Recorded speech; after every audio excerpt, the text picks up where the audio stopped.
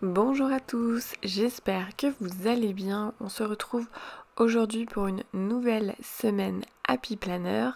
Et pour cette semaine, j'ai utilisé 3 encres Distress Oxide dans les tons rose et violet, un peu lilas, voilà.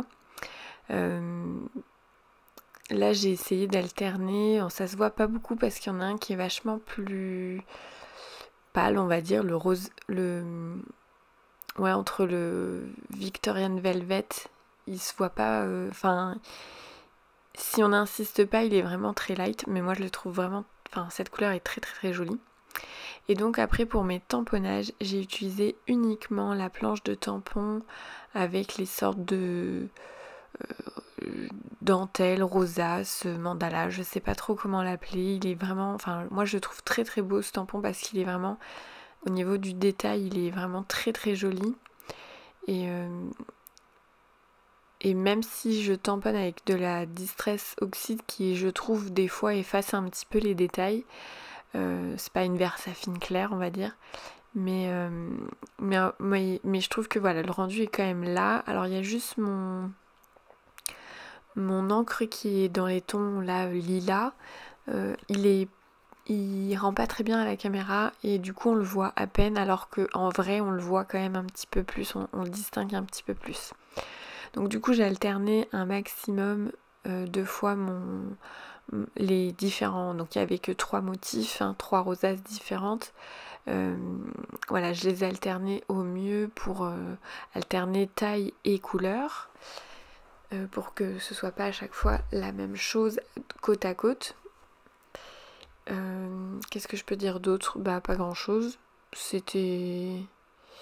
Non, pas voilà. Là, le papier que je suis en train de découper, c'est un papier de la collection La Dolce Vita. D'ailleurs, je pensais que ce tampon, c'était un tampon... je pensais que c'était un tampon Arizona, puis en fait, j'ai vu que c'était la collection Liberty.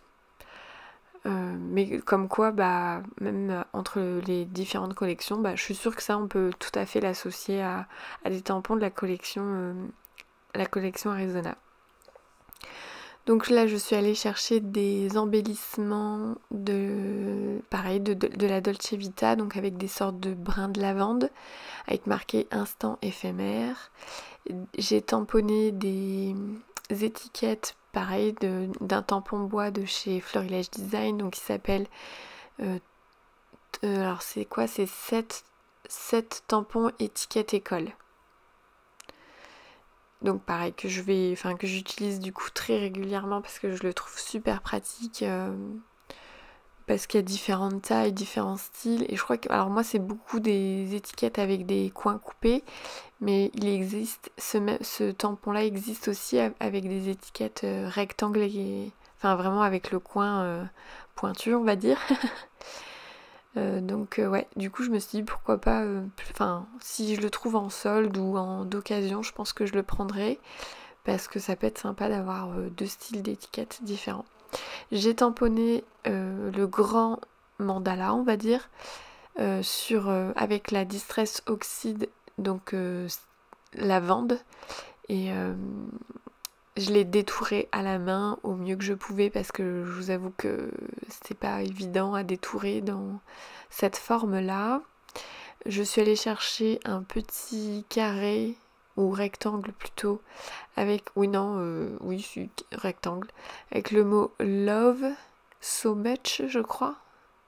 Ouais, c'est ça, love so much, dans une planche de tampon Florilège Design que j'ai tamponné du coup avec ma Distress Oxide dans les tons prune, on va dire, violet prune, histoire de rester toujours dans les mêmes couleurs parce que là du coup je suis restée dans ces 3 couleurs là à chaque fois.